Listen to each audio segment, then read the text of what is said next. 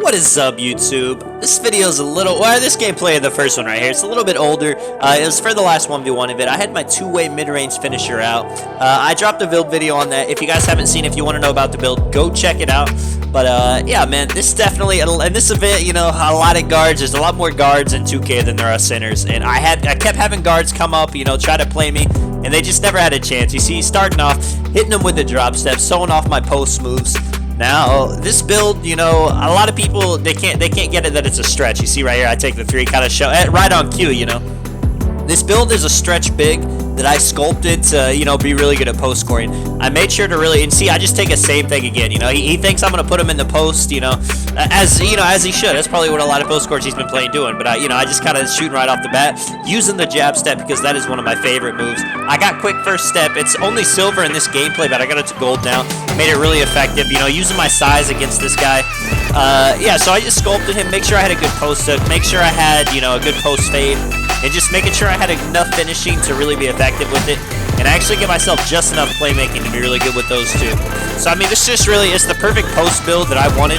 I made it kind of to be a spot up if need be, and then to be like a main offensive player also at the same time, where I could go to the 1v1 and 2v2 and just dominate. You see, like this is gonna be such a quick game. I already got takeover. Just hitting them with a little post step back right there, which is not a move that a lot of people do.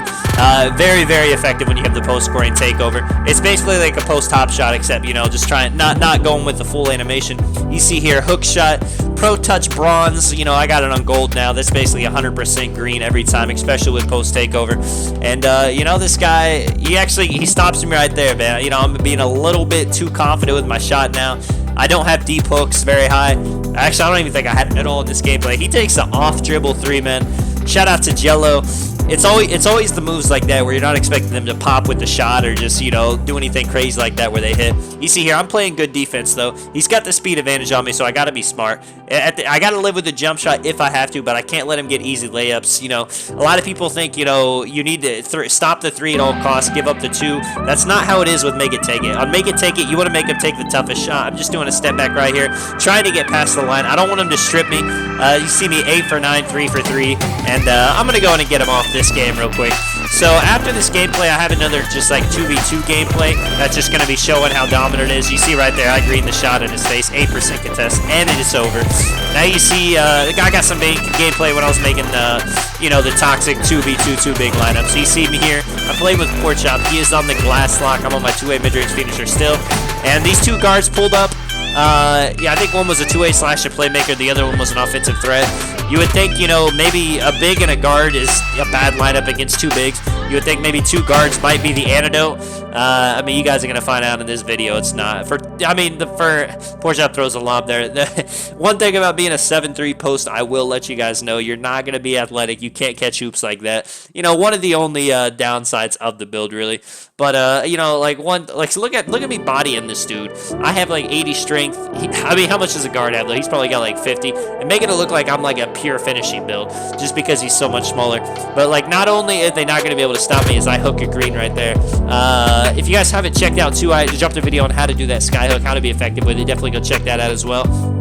But like I finally said, you know, two things. They're not going to be able to guard me. They're not going to be able to stop my fades, my hooks, and if they do, there's no chance they're going to get a rebound over Porchop with his Hall of Fame defensive badges. So I mean, this is just an automatic win. This build is too dominant. If you love being, you know, if you just love the post, this is a good year for it. A lot of people, you know, they hated post scores last year because of the speed boosting, you know, the cheesy stuff that wasn't realistic. I think this year you could do a lot of realistic stuff with the post moves. You know, people love dribble gods. You know, you see I just stepped back and pulled in that guy's face. He's too small to contest, and I'm too confident with the shot, man. Let's go.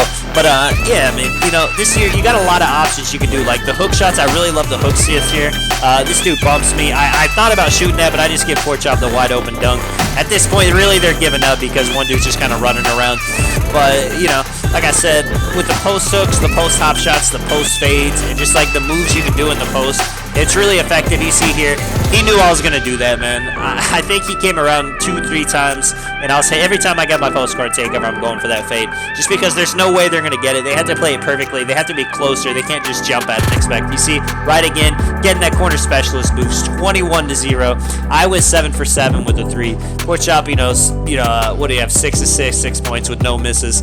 This video really just showing off how dominant my two-way mid-range finisher is. This is really, I think, the best way you can make a post score this year. A lot of people make it with the finishing and shooting. I think the pure shooting's all you need because you can kind of sculpt everything around it to be great. Let me know if you guys are enjoying the post videos. This is Tonic. I'll catch you guys in the next one. I'm out. Peace.